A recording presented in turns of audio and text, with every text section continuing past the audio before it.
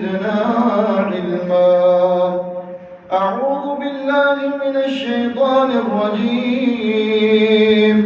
بسم الله الرحمن الرحيم.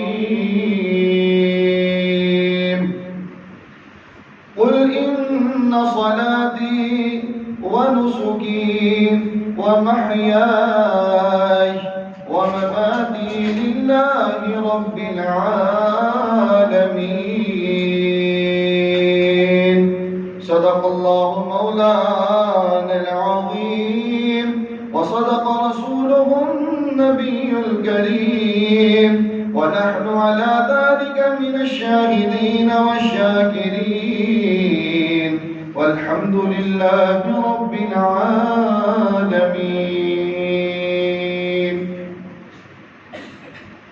حمد و ثنا، تعریف، تمجید، تقدیس اللہ رب العزت کے لیے جو کائنات کا پالنے والا ہے، خالق ہے، مالک ہے، رازق ہے، داتا ہے، گنج بخش ہے، لجپال ہے، غریب نواز ہے، غوث اعظم ہے، علی کل شیء قدیر ہے.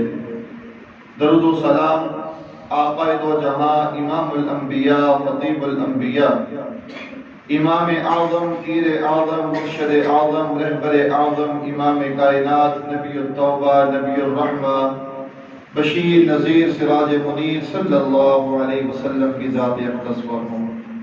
باری تعالیٰ سے دعا ہے کہ اللہ تعالیٰ ہمارا یہاں پر آنا، بیٹھنا، سننا، سنانا اللہ تعالیٰ اپنی بارگاہ کے اندر منظور و مقبول فرمائے.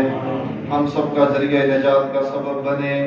اللہ تعالیٰ ہم سب کو بار بار حج اور عمرے کی سعادت نصیب فرمائے. قربانی کا موسم ہے. مسلمان اللہ کی رضا کے لیے اللہ کی راہ میں جانور کو قربان کرنے کے لیے جانوروں کو خرید رہے ہیں. ہر سال یہ مہینہ آتا ہے، یہی ایام آتے ہیں، لوگ اللہ کی رضا کے لیے، اللہ کا تقرب حاصل کرنے کے لیے جانوروں کو خریدتے ہیں اور ان کے گلوں پر چھری کو چلاتے ہیں صرف اس لیے کہ اللہ راضی ہو. قربانی ایک عبادت ہے. عبادت میں انسان کی اپنی مرضی نہیں چل سکتی. جس طرح رب نے کہا، جس طرح رب کا حکم ہوا، جو شریعت رب نے نازل کر دی اس کے مطابق ہم نے عمل کرنا ہے تو وہ ہماری عبادت قبول ہوگی.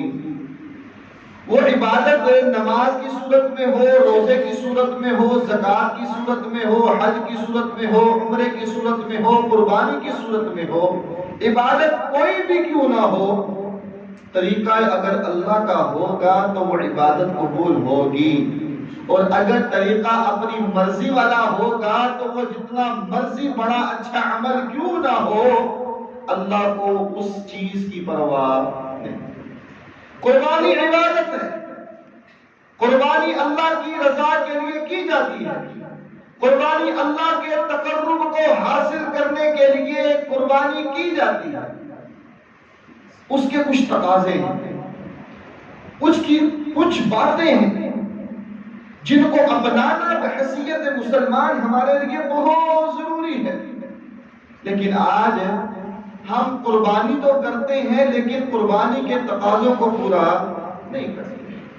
دنیا داری کے لیے، رشتہ داروں کے لیے، برادری کے لیے، لوگوں کو دکھانے کے لیے ہم لوگ جانور تو لے آتے ہیں لیکن ہمیں پتہ نہیں ہوتا کہ آیا کہ یہ جانور قربانی کے لیے لگتا ہے کہ نہیں لگتا، یہ قربانی کے تقاضوں پر پورا ہوتا ہے کہ نہیں ہوتا، اس کا ہمیں علم نہیں ہوتا. نتیجہ کیا ہوتا ہے کہ ہم لوگ اپنی مرضی سے لے آتے ہیں. اب اس میں قصور کس کا ہے؟ ہمارا. غلطی کس کی ہے؟ ہماری ہے.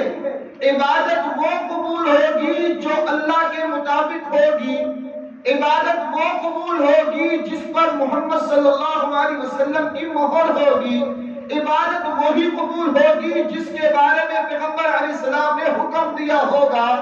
اب عبادت کے نام پر اپنی مرضی کو استعمال کریں، عبادت کے نام پر اپنی خواہش کو استعمال کریں، عبادت کے نام پر اپنی من مانی کرے، وہ جانور تو ہو سکتا ہے، وہ گوشت تو ہو سکتا ہے، لیکن قربانی قل ان صلاتي ونسكي ومحياي ومماتي لله رب العالمین، میری نماز، میری قربانی، میرا جینا، میرا مرنا للہ رب العالمین، اللہ رب العالمین کے لیے ہے، جو جہانوں کا رب ہے، خالق ہے، مالک ہے، رازق ہے۔ نماز کس کے لیے ہے؟ اللہ کے لیے ہے۔ قربانی کس کے لیے ہے؟ رب العالمین کے لیے ہے۔ یہ ہماری زندگی اللہ کی عطا کردہ زندگی ہے۔ جب ہم نے اس دنیا سے جانا ہے تو رب کے حکم سے جانا ہے، ہمارا اپنا اس میں کمال نہیں ہے۔ قربانی ہمیں یہ پیغام دے رہی ہے کہ ہم اپنے اندر تبدیلی لے کر آئیں۔ قربانی ہمیں یہ درس دے رہی ہے کہ ہم اپنے اندر تبدیلی پیدا کریں۔ قربانی صرف اس چیز کا نام نہیں کہ آپ جانور لائے، اس کے گلے پر چھری پھیر دیں بس۔ قربانی سے ہمیں سبق ملنا چاہیے، ہمیں سبق سیکھنا چاہیے، ہمیں عبرت حاصل کرنی چاہیے، ہمیں پیغمبر علیہ السلام کے فرمودات کو اپنانا چاہیے، پھر ہماری قربانی اللہ کے ہاں قبول ہے۔ وَقَرْنَا لَن يَنَالَ اللَّهَ لُحُومُهَا وَلَا دِمَاؤُهَا وَلَكِنْ يَنَالُهُ التَّقْوَىٰ مِنكُمْ۔ اللہ کو تو نہ گوشت پہنچتا ہے، نہ خون پہنچتا ہے، کچھ نہیں پہنچتا، صرف کیا پہنچتا ہے؟ تقویٰ پہنچتا ہے۔ اللہ تو یہ دیکھتا ہے کہ اس نے میری راہ پر جانور کو قربان کیا، اس کے دل میں تقویٰ کتنا ہے، اللہ کا ڈر کتنا ہے، اللہ کا خوف کتنا ہے، خشیت الہی اس کے اندر کتنی ہے۔ ہم نے روزے رکھے، رمضان کا مہینہ آیا، کتب علیکم الصیام کما کتب علی الذین من قبلکم لعلکم تتقون۔ روزے رکھنے کا مقصد بھی صرف یہی تھا کہ اللہ کا ڈر تمہارے اندر آ جائے، اللہ کا خوف تمہارے اندر پیدا ہو جائے۔ قربانی کا مقصد بھی رب نے یہی بیان کیا کہ تمہارے اندر اللہ کا ڈر آ جائے، اللہ کا خوف آ جائے، تقویٰ تمہارے اندر آ جائے۔ اب میں نے اور آپ نے دیکھنا ہے کہ قربانی تو ہم لے آئے، اس کو قربان تو ہم کریں گے، کیا ہمارے اندر تقویٰ آیا؟ کیا ہمارے اندر اللہ کا ڈر آیا؟ کیا ہمارے اندر اللہ کا خوف آیا؟ کیا خشیت الہی ہمارے اندر آئی؟ اگر آئی ہے تو کامیابی ہے، اگر نہیں ہے تو مجھے اور آپ کو اپنی فکر کرنی چاہیے۔ ان صلاتی و نسکی و محیایا و مماتی للہ رب العالمین، سب کچھ اللہ کا ہے، سب نے اس کی طرف لوٹ جانا ہے۔ یہ لوگ بدلتے رہیں گے، حالات بدلتے رہیں گے، یہ مہینے پھر آئیں گے، سال پھر آئیں گے، چہرے بدل جائیں گے، لیکن یہ زندگی کا سلسلہ قیامت تک چلتا رہے گا۔ پتہ نہیں اگلے سال ان ایام کو کس نے پانا ہے، کس نے نہیں پانا، یہ ہمارے رب کو پتہ ہے۔ آج غنیمت جانیے، آج موقع فراہم اللہ نے کیا ہے، اس کو غنیمت سمجھتے ہوئے ان ایام میں بھرپور فائدہ اٹھانا چاہیے۔ قربانی ہمیں یہ درس دیتی ہے کہ ہم اپنے اندر سے اپنے مسلمان بھائیوں کے بارے میں کینہ بغض نکال دیں، اپنی انا کو قربان کریں۔ قربانی کا یہ فلسفہ ہے۔ قربانی ہمیں پیغام دے رہی ہے کہ اپنے اندر سے اپنے مسلمان بھائیوں کے بارے میں بغض، عداوت، دشمنی، کینہ نکال دو، اتحاد، اتفاق، محبت، پیار، اخوت کے ساتھ زندگی بسر کرو۔ یہ ہے قربانی کا اصل فلسفہ۔ اللہ نے آدم علیہ السلام کو جب پیدا کیا، جب اس دنیا میں بھیجا، تب سے لے کر محمد صلی اللہ علیہ وسلم تک، اور محمد صلی اللہ علیہ وسلم سے لے کر قیامت تک قربانی کو ہر امت پر لازمی قرار دے دیا۔ ہر امت میں قربانی تھی۔ وَلِكُلِّ أُمَّةٍ جَعَلْنَا مَنسَكًا، کہ اللہ نے ہر امت کے لیے قربانی کو مقرر کیا ہوا ہے۔ طریقہ اور انداز مختلف ضرور تھا، لیکن ہر امت میں قربانی تھی۔ آدم علیہ السلام جب اس دنیا میں آئے، اس کی مثال رب نے قرآن میں دے کر سمجھانا چاہیے۔ اس قربانی کا مقصد بھی کیا تھا؟ اللہ کا ڈر، اللہ کا خوف، ایک دوسرے کے ساتھ محبت، پیار، اخوت، رشتہ داری کو مضبوط بنانا، اپنے اندر سے کینہ، بغض، حسد کو نکالنا، اپنی انا کو قربان کرنا، یہ قربانی کا درس ہے۔ اتل علیہم نبأ ابنی آدم بالحق اذ قربا قربانا فتقبل من احدہما ولم يتقبل من الآخر قال لأقتلنك قال انما يتقبل اللہ من المتقین. رب کا قرآن کیا کہہ رہا ہے؟ اے محمد صلی اللہ علیہ وسلم ان لوگوں کو آدم علیہ السلام کے دو بیٹوں کے بارے میں پڑھ کر سنائیے کہ ان کا کیا واقعہ تھا. اس قربا قربانا فتقبل من احدہما ولم يتقبل من الآخر. دونوں نے قربانی کی اللہ کی راہ میں. فتقبل من احدہما اللہ نے ایک کی قربانی کو قبول کر لیا. ولم يتقبل من الآخر اور دوسرے کی قربانی کو اللہ نے قبول نہیں کیا. انما يتقبل اللہ من المتقین. اللہ نے یہ فلسفہ بیان کر دیا تو میں تو قربانی صرف متقین کی قبول کرتا ہوں.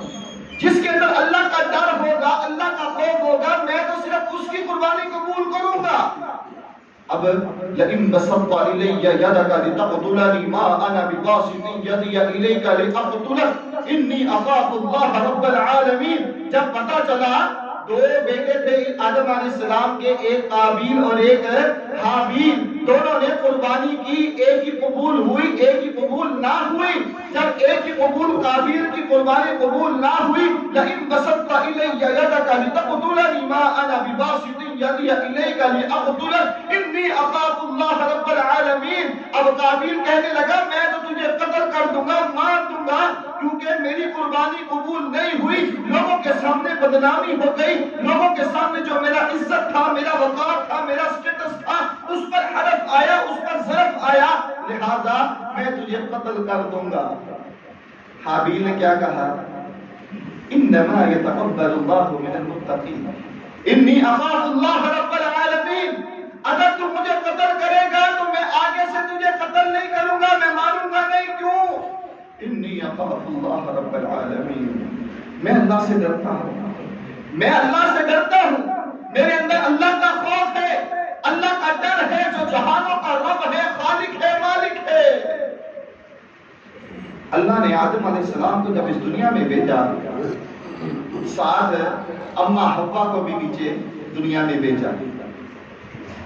اللہ نے ایک ایسا قانون بنایا کہ اماں حوا علیہ السلام کے ایک حمل سے ایک لڑکا پیدا ہوتا اور ایک لڑکی پیدا ہوتا. جب دوبارہ حمل ہوتا پھر اللہ ایک لڑکا دیتا اور ایک لڑکی دیتی. اب قانون یہ تھا کہ پہلے حمل سے پیدا ہونے والا جو لڑکا ہے وہ دوسرے حمل سے پیدا ہونے والی لڑکی سے شادی کرتا. پہلے حمل سے لڑکی پیدا ہوئی, دوسرے حمل کے لڑکے سے اس کی شادی ہو جائے. یہ اس وقت کا قانون تھا, دستور تھا. قابیل پیدا ہوا پہلے حمل سے, اس کے ساتھ ایک لڑکی پیدا ہوئی.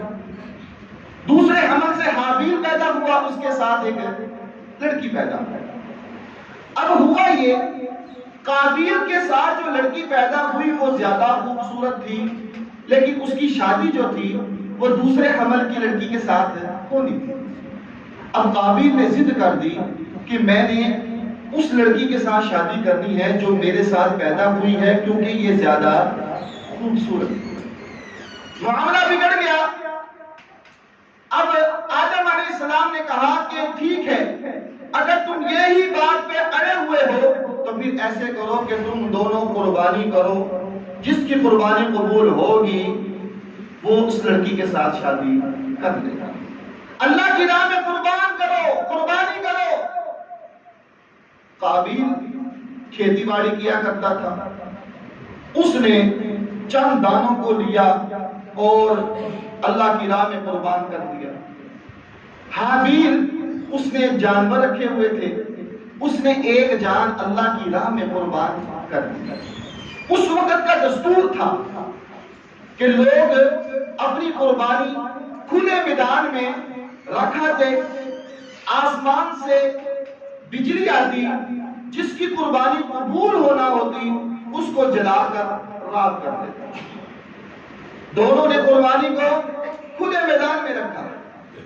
آسمان سے بجلی آئی, اللہ نے حابیل کی قربانی کو قبول کیا, اور قابیل کی قربانی کو اللہ نے قبول نہ کیا۔ اب یہاں سے لڑائی کی ابتدا شروع ہوئی، یہاں سے کام چلا۔ اب کہا کہ ٹھیک ہے، میری قربانی قبول نہیں ہوئی، میں تجھے ماروں گا، قتل کروں گا۔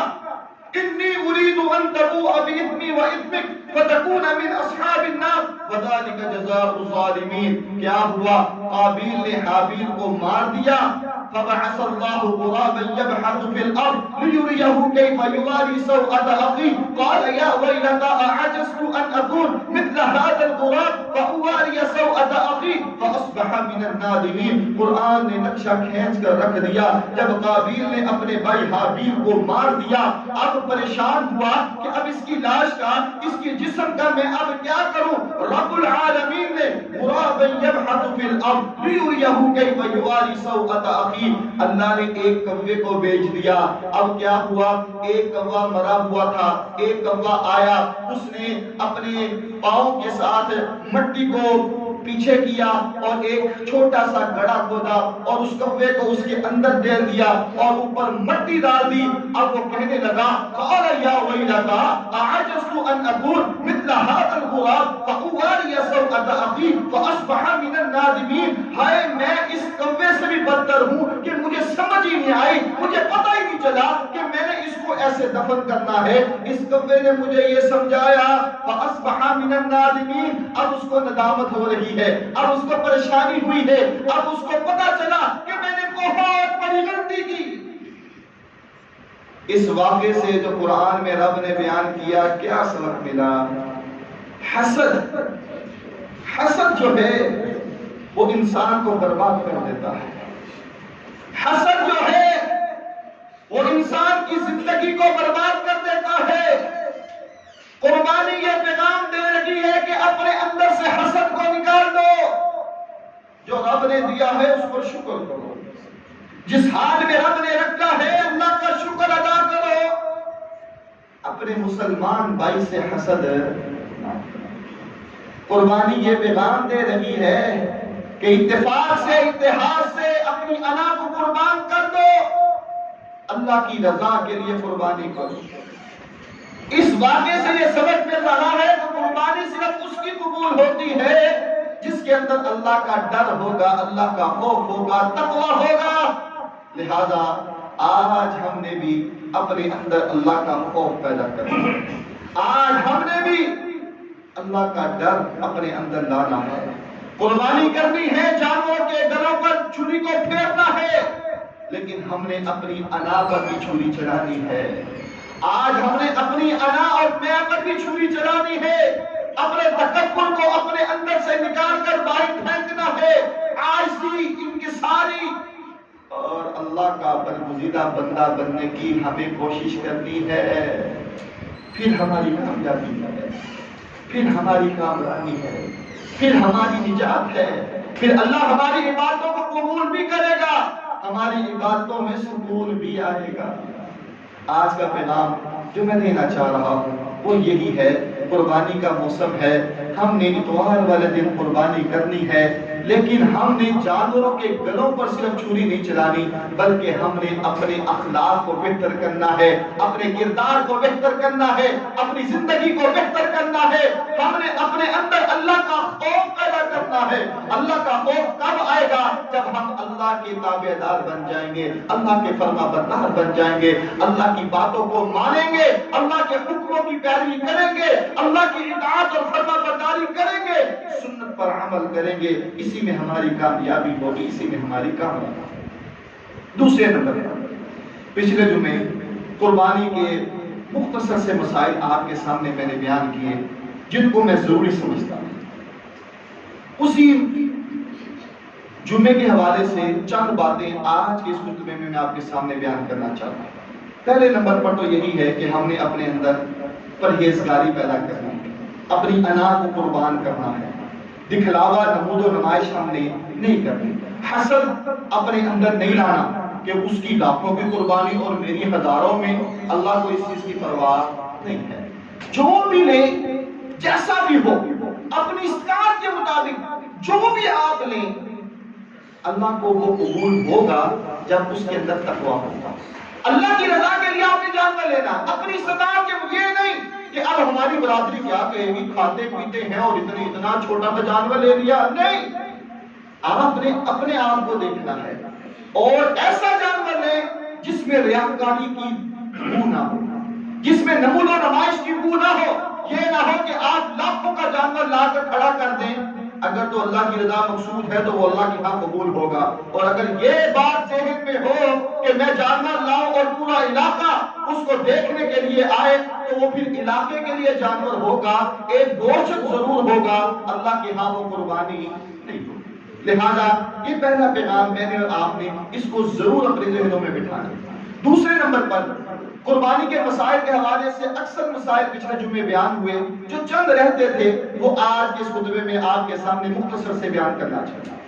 ہمارے ہاں یہ بات مشہور ہے کہ قربانی کے جانور کو جب ذبح کیا جاتا ہے تو اس کے 3 حصے کیے جائیں، ایک حصہ خود رکھا جائے، دوسرا حصہ اپنے عزیزوں اور رشتہ داروں میں تقسیم کیا جائے اور تیسرا حصہ غریبوں مسکینوں میں تقسیم کیا جائے۔ اگر کوئی انسان یہ تقسیم کر کے کام کرتا ہے تو بھی ٹھیک ہے، لیکن یہ تقسیم ضروری نہیں ہے، یہ تقسیم ضروری نہیں ہے۔ رسول اللہ صلی اللہ علیہ وسلم نے جب ایک موقع پر اپنے صحابہ کو کیا کہا تھا کہ 3 دن سے زیادہ گوشت اپنے گھر میں نہیں رکھنا، سارے کا سارا تقسیم کر دینا ہے۔ اس وقت کیا حالات تھے؟ بڑے پریشانی والے حالات تھے، غربت تھی، لوگ مسائل میں پھنسے ہوئے تھے، لہذا پیغمبر علیہ السلام نے کہا کہ 3 دن سے زیادہ گوشت اپنے گھروں میں نہیں رکھنا، اس کو تقسیم کرو، لوگوں کی ضرورت پوری ہو اور لوگ اس کے ساتھ فائدہ اٹھا لیں۔ اگلے سال جب قربانی آئی، صحابہ نے پوچھا یا رسول اللہ صلی اللہ علیہ وسلم اب بھی ہمارے لیے وہی قید ہے؟ آپ نے فرمایا نہیں، اب حالات بہتر ہیں، اچھے ہیں، لہذا خود بھی کھاؤ اور دوسروں کو بھی کھلاؤ۔ فَكُلُوا مِنْهَا وَأَطْعِمُوا الْبَائِسَ الْفَقِيرَ فَكُلُوا مِنْهَا وَأَطْعِمُوا الْقَانِعَ وَالْمُعْتَرَ۔ قربانی کا گوشت خود بھی کھاؤ، دوسروں کو بھی کھلاؤ، سوال کرنے والوں کو بھی دو اور جو سوال نہیں کرتے ان کو بھی دو، فقیروں کو بھی دو، یتیموں کو بھی دو۔ لہذا یہ تقسیم جو ہے یہ ضروری نہیں، اگر آپ کرنا چاہیں تو ٹھیک ہے، لیکن یہ ضروری نہیں۔ اس کے بعد آپ نے یہ دیکھنا ہے کہ ہمارے معاشرے میں، ہمارے علاقے میں لوگوں کو گوشت کی ضرورت ہے کہ نہیں ہے۔ اگر تو زیادہ ضرورت ہے تو آپ زیادہ تقسیم کریں، اگر کم ضرورت ہے تو آپ کم تقسیم کریں، زیادہ خود بھی رکھ سکتے ہیں۔ یہ کوئی پابندی نہیں ہے کہ آپ نے 3 حصے کر کے ایک غریبوں میں، ایک اپنوں میں اور ایک خود تقسیم کرنا ہے، ایسی بات شریعت میں نہیں۔ ہمارے ہاں یہ بھی ہوتا ہے کہ ہمارے عزیز و اقارب سارے قربانی کرتے ہیں، رشتہ دار سارے قربانی کرتے ہیں، میں ان کو گوشت دے رہا ہوں وہ مجھے گوشت دے رہی ہے، میں ان کے گھر گوشت پہنچا رہا ہوں وہ میرے گھر پہنچا۔ ایسا کرنے کا فائدہ کیا ہے؟ گوشت ان کو دیں جنہوں نے قربانی نہیں کی، گوشت ان کے گھروں میں جانا چاہیے جو بیچارے قربانی نہیں کر سکے، جن کو ضرورت ہے۔ لہذا ایسے گھروں کو تلاش کریں، ایسے رشتہ داروں کو تلاش کریں، ایسے عزیزوں کے گھروں کو دیکھیں اور ان کے گھروں میں گوشت پہنچائیں، یہ میری اور آپ کی ذمہ داری ہے۔ اس کے بعد ہر سال یہ مسئلہ بڑا عام ہوتا ہے کہ ہمیں یہ بتایا جائے اوجڑی حلال ہے کہ نہیں، اوجڑی مکروہ ہے کہ جائز ہے۔ اور آج کل بھی اور ہر سال یہ بات بڑی مشہور کی جاتی ہے کہ جانور کی 7 چیزیں جو ہیں وہ حرام ہیں، وہ انسان کے لیے حلال نہیں ہے، یہ بات بڑی مشہور ہے۔ اور وہ باقاعدہ طور پر حدیث کہا جاتا ہے کہ یہ پیغمبر علیہ السلام کی حدیث ہے کہ 7 چیزیں قربانی کے جانور کی انسان کے لیے حلال نہیں۔ پہلی بات ذہن میں بٹھائیں، قربانی کا جانور اس کی ہر چیز آپ کے لیے حلال ہے، جس کا گوشت آپ کے لیے حلال ہے اس کی ہر چیز آپ کے لیے حلال ہے، کوئی چیز حرام نہیں۔ اوجڑی یہ آپ کھا سکتے ہیں، یہ مکروہ، یہ حرام، یہ ہماری اصطلاحیں ہیں۔ مسلم کی روایت ہے پیغمبر علیہ السلام کا ایک غلام تھا، اس کا نام ابو رافع تھا، آپ نے اس کو آزاد کر دیا تھا، لیکن وہ آپ کے پاس ہی رہا کرتا تھا۔ پیغمبر علیہ السلام کے لیے وہ اوجڑی کو بھون کر آپ کے سامنے پیش کیا کرتا تھا، اوجڑی کو بھون کر پیش کیا کرتے اور آپ اس کو کھایا کرتے تھے۔ اب جب آپ نے کہا اور آپ نے منع نہیں کیا تو پھر ہمارے لیے بھی وہ چیز حلال ہے۔ جس سے آپ نے منع کیا اس سے رکنا ہماری ذمہ داری ہے، جس سے آپ نے منع نہیں کیا اب ہمیں پسند ہو یا نہ ہو ہم اس کو حرام اور مکروہ نہیں کہہ سکتے۔ اگر آپ کی طبیعت اجازت نہیں دیتی تو آپ نہ کھائیں، اگر آپ کو اچھی نہیں لگتی تو آپ نہ کھائیں۔ کئی ایسے افراد، کئی ایسے لوگ ہیں جو گوشت بھی نہیں کھاتے، تو اس کا مطلب یہ نہیں کہ گوشت مکروہ ہو جائے گا۔ اگر آپ کی طبیعت نہیں جانے دیتی نہ کھائیں، لیکن فتوے کے لیے کسی بات کا حکم لگانے کے لیے ہمیں شریعت کی دلیل چاہیے، اور پیغمبر علیہ السلام نے اوجڑی کھائی ہے، لہذا اس کو مکروہ کہنا یہ بہت بڑی زیادتی اور خیانت ہے۔ لہذا جو کھانا چاہے کھا لے، لیکن مکروہ والا فتویٰ یہ بات سمجھ میں نہیں آتی۔ اس کے علاوہ کپوروں کے حوالے سے، اس کے علاوہ اور جانور کے اعضاء کے حوالے سے پوچھا جاتا ہے اکثر کہ یہ حلال ہے کہ حرام ہے، یہ مکروہ ہے۔ لہذا یہ بات میں نے پہلے بتلا دی کہ وہ جانور جو آپ نے ذبح کیا ہے اس کی ساری چیزیں آپ کے لیے حلال ہیں۔ اگر آپ کی طبیعت اجازت دے تو آپ اس کو کھا سکتے ہیں، اگر نہ اجازت دے تو آپ نہ کھائیں، لیکن فتویٰ اور حکم آپ لگا نہیں سکتے۔ وہ جو روایت بیان کی جاتی ہے نا کہ 7 چیزوں سے پیغمبر علیہ السلام نے منع کیا یہ حرام ہے قربانی کے گوشت کی جانور کی، وہ روایت انتہائی ضعیف ہے، قابل عمل نہیں ہے۔ لہذا ایسی باتوں سے ہمیں اجتناب کرنا چاہیے اور اس باتوں پر عمل کرتے ہوئے زندگی بسر کرنی چاہیے جس کے بارے میں پیغمبر علیہ السلام نے ہمیں حکم دیا۔ اس کے بعد قربانی کے حوالے سے جو کھال ہوتی ہے، آپ نے فرمایا اگر آپ اس کو اپنے استعمال میں لانا چاہیں تو لا سکتے ہیں، آپ اپنے استعمال میں لا سکتے ہیں، لیکن آپ اس کو بیچ نہیں سکتے، بیچنا نہیں۔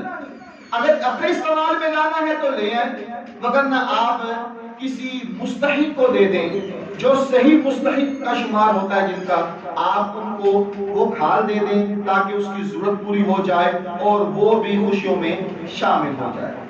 قربانی کے حوالے سے ہمارے ہاں ایک بات یہ بھی دیکھنے میں آتی ہے کہ لوگ عید کی نماز پڑھنے نہیں جاتے، سوئے رہتے، اور کچھ ایسے بھی حاضر تمام اور کچھ ایسے بھی لوگ ہوتے ہیں جنہوں نے کسائی کو ٹائم دیا ہوتا ہے اور وہ ٹائم پر آ جاتا ہے، نماز ابھی پڑھنی ہوتی ہے اور پہلے ہی وہ کسائی حضرات جو ہیں وہ چھری پھیر دیتے ہیں۔ ایسے انسان کی قربانی قبول اللہ نہیں کرتا، کیونکہ قربانی کے لیے نماز پڑھنا یہ لازمی ہے، شرط ہے، یہ لازمی اور شرط ہے۔ لہذا ہم لوگ کیا کرتے ہیں، اکثر سوئے رہتے۔ ہمیں خود بھی اٹھنا چاہیے، اپنے گھر والوں کو بھی اٹھانا چاہیے اور ان کو عیدگاہ کی طرف لے کر آنا چاہیے۔ اب ہماری مائیں بہنیں جو ہیں وہ بازاروں میں جاتی ہیں، شاپنگیں کرتی ہیں، سب کچھ کرتی ہیں، رشوں میں جاتی ہیں، بہت ہجوم ہو ان میں جا کر شاپنگیں کرتی ہیں، لیکن جب عید کی باری آئے پیغمبر علیہ السلام کا حکم ہے کہ وہ عورتیں بھی عیدگاہ میں آئیں جنہوں نے نماز نہیں پڑھنی، وہ بھی دعا میں شامل ہوں۔ اب ہماری مائیں بہنیں عیدگاہ میں نہیں جاتی، وہ جی عورتوں کے لیے ضروری نہیں ہے، عورتوں کے لیے فرض نہیں ہے، بازار میں جانا ضروری ہے، بازار میں جانا فرض ہے، وہاں تو جا سکتے ہیں، لیکن جو اللہ نے حکم دیا، پیغمبر علیہ السلام کا فرمان ہے کہ عورتوں کو بچوں کو عیدگاہ میں لے کر آؤ، وہاں تو اس بات کی پرواہ نہیں کی جاتی۔ لہذا خدا را خود بھی تیار ہو، اپنی اولاد کو بھی تیار کرے، اپنے بچوں کو، اپنی بیٹیوں کو، اپنی بیوی کو، سب کو تیار کر کے عیدگاہ کی طرف لے کر آئے۔ پیغمبر علیہ السلام نے ہمیں اس کا حکم دیا ہے۔ اس میں انسان دعا میں بھی شامل ہوتا ہے اور اللہ کے قریب بھی ہوتا ہے۔ اللہ فرماتے ہیں کہ آؤ عیدگاہ کی طرف آؤ، ان عورتوں کو بھی لے کر آؤ جنہوں نے نماز نہیں پڑھنی، جو حالت حیض میں ہیں، جن کو نماز معاف ہے، ان کو بھی حکم ہے کہ وہ بھی عیدگاہ میں آئیں، ایک طرف ہو کر بیٹھ جائیں اور مسلمانوں کی دعائیں میں شامل ہیں، دعا میں شامل ہیں۔ لہذا ہمیں اس بات پر بھی اب توجہ دینی ہے کہ ہم اپنی اولاد کو، اپنے گھر والوں کو عیدگاہ کی طرف لے کر جائیں۔ اب یہ بہانہ، یہ عذر بھی نہیں چلتا کہ نیند اٹھا نہیں جاتا، نیند کا غلبہ تھا، پتہ نہیں چلا، جب ہم نے کسی فنکشن میں، کسی تقریب میں جانا ہو تو سب الارم لگا کر بڑے اہتمام سے وقت سے پہلے ہم اٹھ جاتے ہیں، تو کیوں نہ ہم رب کو منانے کے لیے ایک ٹائم پیس پر الارم لگائیں اور اللہ کے حکم کو مانتے ہوئے عیدگاہ کی طرف جائیں۔ اسی میں ہماری کامیابی، اللہ ہمارے ضرور گناہوں کو معاف کرے۔ اس کے بعد پیغمبر علیہ السلام کی سنت یہ تھی کہ آپ چھوٹی عید کے لیے جب نماز کے لیے جاتے، اپنے گھر سے نکلنے لگتے تو کچھ کھا کر جاتے، اور جب بڑی عید کے لیے آپ عیدگاہ کی طرف جانے لگتے تو آپ کچھ نہ کھا کر جاتے، یعنی کہ آپ نے اب یہ بڑی عید آ رہی ہے، اپنے گھر سے نکلنا ہے تو آپ نے کچھ نہیں کھانا، عید کی نماز پڑھیں، نماز پڑھنے کے بعد واپس آئیں اور آپ پھر کھانا کھا سکتے ہیں، کچھ کھا سکتے ہیں، میٹھا کھا سکتے ہیں، جو آپ کے گھر میں میسر ہو آپ اس کو کھا سکتے ہیں۔ یہ سنت ہے پیغمبر علیہ السلام کی، ضروری نہیں ہے، اگر کوئی ایسا کر لے گا تو یہ سنت ہے اور اللہ اس پر خوش ہوگا اور ہماری نیکیوں میں اضافہ ہوگا اور ہمارے درجات اللہ ضرور بلند کرے گا۔ اس کے علاوہ قربانی کے حوالے سے، عید الاضحیٰ کے حوالے سے، آپ احباب جب جاتے ہیں جس راستے سے آپ جائیں، واپسی پر کوشش کریں، سنت عمل یہ ہے کہ آپ واپسی پر راستہ تبدیل کر کے اور آپ اپنے گھر میں تشریف لائیں۔ تکبیرات کا اہتمام کثرت کے ساتھ کریں، زیادہ سے زیادہ کریں، اور اس کو چلتے پھرتے ابھی سے پڑھیں اور نمازوں کی باقاعدگی کے ساتھ حاضری اللہ کے گھر میں مسجد میں جا کر دیں اور سنتوں کا اہتمام کریں۔ یہ دن بڑے قیمتی دن ہیں، بڑے اچھے دن ہیں اور بڑی اہمیت والے دن ہیں۔ اللہ کی رحمتیں جوشیں مار رہی ہیں، اللہ کی رحمتیں ٹھاٹھیں مار رہی ہیں، اللہ ہمیں معاف کرنے کے در پر ہے، کیوں نہ ہم اپنے اللہ سے معافی مانگیں، اپنے گناہوں کو معاف کروا لیں اور اللہ کے مقربین بندوں میں ہم شامل ہو جائیں۔ تو لہذا ہمیں تکبیرات کا بھی اہتمام کرنا ہے، تکبیرات پڑھیں، چلتے پھرتے اپنی اولاد کو تلقین کریں، چھوٹے بچے ہیں ان کے ساتھ بلند آواز سے پڑھیں، آپ کو دیکھتے دیکھتے وہ بھی پڑھیں۔ اس کے بعد جب آپ قربانی کے جانور کو ذبح کرنے لگے، اس حوالے سے بھی چند ایسی بڑی نمایاں غلطیاں ہیں جو اکثر لوگ کرتے ہیں، ہمیں اس سے بچنا چاہیے۔ وہ یہ ہے کہ جب جانور آ گیا، آپ نے اس کو لٹا لیا، آپ خود بھی ذبح کر سکتے ہیں اور کسائی سے بھی ذبح کروا سکتے ہیں۔ اس کے علاوہ عورت جو ہے وہ بھی اپنے ہاتھ سے جانور کو ذبح کر سکتی ہے، ٹھیک ہے۔ اس کے بعد ایک مسئلہ یہ، مختصر سی بات، وقت پورا ہونے لگا ہے، کہ جب آپ جانور کو ذبح کرنے لگے تو آپ نے اللہ کا نام لازمی لینا، بسم اللہ اللہ اکبر، یا آپ یہ دعا ساتھ پڑھ لیں جس کو آتی ہے، انی وجہت وجہی للذی فطر السماوات والارض حنیفا وما انا من المشرکین قل ان صلاتی ونسکی ومحیایا ومماتی للہ رب العالمین بسم اللہ اللہ اکبر۔ یہ دعا ساری پڑھ لیں یا خالی اتنا پڑھ لیں بسم اللہ اللہ اکبر۔ لیکن یہاں پر ایک اور مسئلہ بھی پیدا ہو جاتا ہے، وہ یہ ہے کہ جب جانور کو لٹایا جائے نا، اس وقت بعض اوقات ایسے حالات بھی بن جاتے ہیں کہ انسان کا ذہن کہیں اور وجود ہو جاتا ہے اور وہ بسم اللہ پڑھنا بھول جاتا ہے، جانور ذبح بھی ہو گیا اور بسم اللہ پڑھنا بھی بھول گیا، اب یہ کیا کرے گا؟ تو اللہ نے اس امت کی غلطی کو، جو بھول جاتا ہے انسان، اس کو اللہ نے معاف کر دیا۔ پریشانی ہونا، انسان کی نیت تھی لیکن وہ کسی پریشانی کی وجہ سے بھول گیا، اس بات میں پڑھ لے بسم اللہ اللہ اکبر۔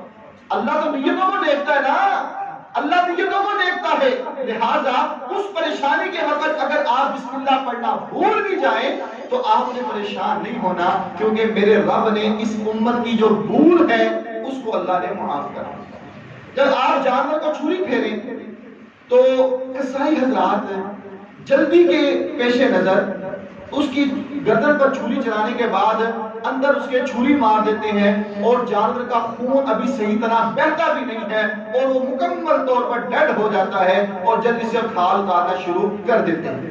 اس بات پر آپ بڑی توجہ کریں اور اس کو بڑے اہتمام کے ساتھ تلقین کریں کہ اللہ کے بندے یہ کام ہم نے نہیں کروانا، جب تک جان نہیں نکلتی تب تک تم نے کھال نہیں اتارنا۔ آپ نے اس کی رگوں کو ضرور کاٹنا ہے لیکن وہ اندر چھری مار کر اس کو ڈیڈ کرنا، یہ آپ نے یہ کام نہیں کروانا۔ ان کو جلدی ہوتی ہے اور آپ کے لیے وہ بیماریوں کا سبب بھی بن سکتا ہے، کیونکہ جب انسان گوشت، جانور کا گوشت جو ہے اور اس کے اندر خون جو ہے وہ اچھی طریقے سے نہیں نکلے گا تو اس گوشت کے اندر بیماریاں بھی پیدا ہو سکتی ہیں۔ لہذا ایسی چیزوں سے اجتناب کرنا ہے اور ان قصائی حضرات کو متنبہ کرنا ہے کہ آپ نے یہ کام نہیں کرنا۔ اور بعض ایسے کالے ہوتے ہیں کہ فوری طور پر وہ ڈیڈ کیا اور منکا توڑا اور گردن اتار کے سائیڈ پر کر دی، یہ کام بھی آپ نے نہیں کرنا، کیونکہ آپ مالک ہیں، آپ نے پیسے دینے ہیں، وہ آپ کے ماتحت ہے، آپ جو کہیں گے وہ کرے گا۔ اگر آپ سختی کریں تو انشاءاللہ وہ ایسی غلطی نہیں کرے گا۔ اس کے علاوہ عید کے حوالے سے آپ لوگ ایک دوسرے کے ساتھ محبت کریں، پیار کریں اور اپنے اندر سے انا کو، حسد کو، بغض کو نکال دیں۔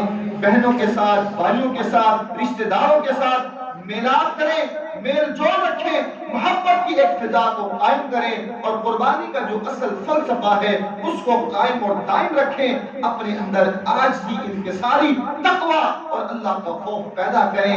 یہی قربانی کا ایک مقصد ہے، یہی قربانی کا پیغام ہے، یہی قربانی کا فلسفہ ہے۔ اللہ ہمیں سنت کے مطابق اللہ کی راہ میں جانوروں کو ذبح کرنے کی توفیق عطا فرمائے اور ہمارے اندر اللہ عاجزی پیدا کر دے، اپنی انا کو، تکبر کو اللہ کی راہ میں قربان کرنے کی توفیق عطا فرمائے۔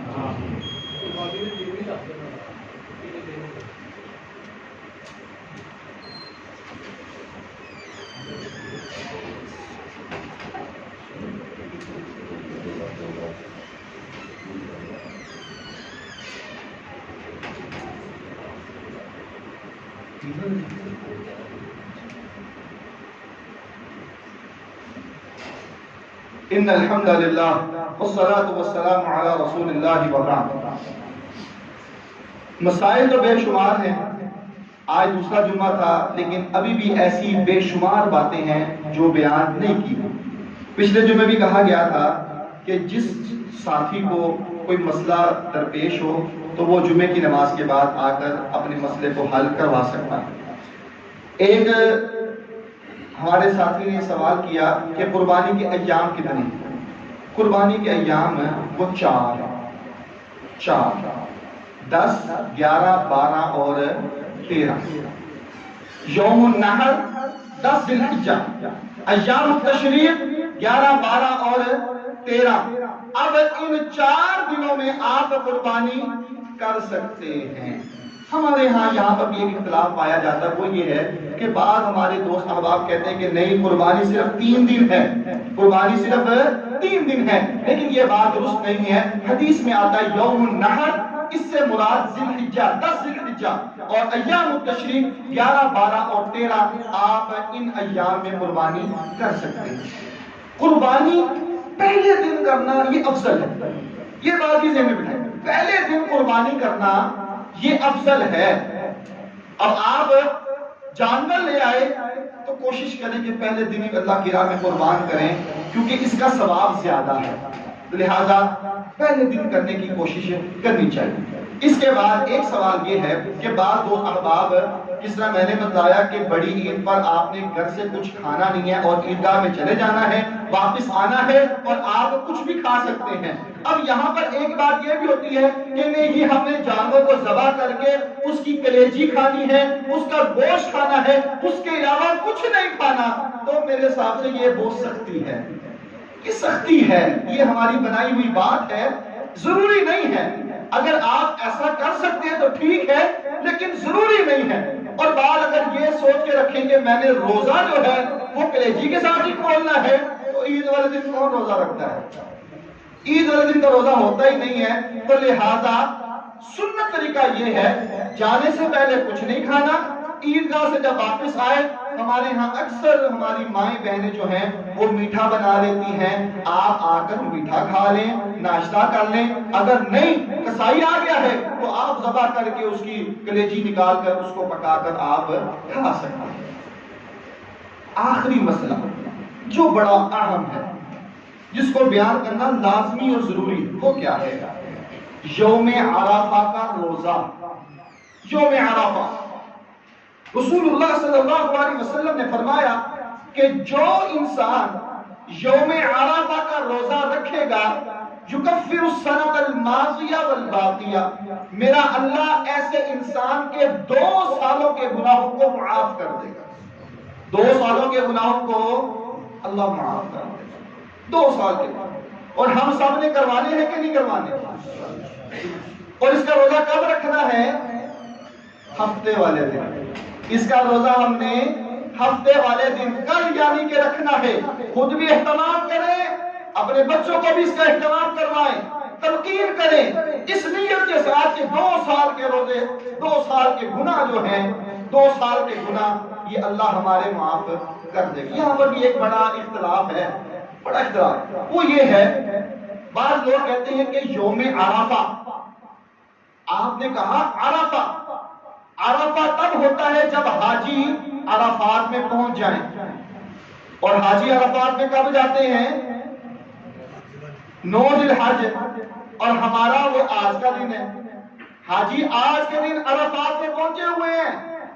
اب یہاں پر اختلاف ہے، وہ کہتے ہیں کہ نہیں، آپ نے فرمایا یوم عرفہ تو لہذا عرفہ کے دن روزہ رکھنا ہے، 8 ذی الحجہ، اور ہم کہتے ہیں کہ نہیں، 9 کو رکھنا۔ اختلاف پیدا ہو گیا، اس کا حل مختصر سے وقت میں چند دلائل کے ساتھ پیش کرنا ضروری سمجھیں۔ وہ یہ ہے، اسلام ایک عالمگیر مذہب ہے۔ اسلام عالمگیر مذہب، دنیا کے جس کونے پر بھی مسلمان بستا ہے، سب کے لیے دین ایک ہی، سب کے لیے شریعت ایک، سب کے لیے ثواب، جو بھی عمل پیغمبر علیہ السلام نے بیان کر دیا اور وہ کرے اس کے لیے ثواب اتنا ہی ہے جو آپ نے بیان کر دیا۔ موریتانیہ ایک علاقے کا نام، ملک کا نام ہے، وہاں پر سعودیہ عرب سے پہلے چاند نظر آ جاتا ہے، سعودیہ عرب سے پہلے چاند نظر آتا ہے۔ مثال کے طور پر آج 9 ذی الحجہ ہے سعودیہ عرب میں، یوم عرفہ، یعنی کہ حاجی عرفات میں پہنچ چکے ہیں، اور وہ ہمارے 2 صحابہ کہتے ہیں کہ اس دن کے مطابق آپ نے روزہ رکھنا، اگر ان کی بات مان بھی لی جائے کہ آج حاجی وہاں پر پہنچے ہوئے ہیں۔ موریتانیہ ایک ایسا ملک ہے جہاں آج عید ہے، یعنی کہ وہ سعودیہ سے بھی ایک دن آگے ہے اور وہاں پر عید ہے، تو پھر تو وہ ثواب سے محروم ہو گئے نا۔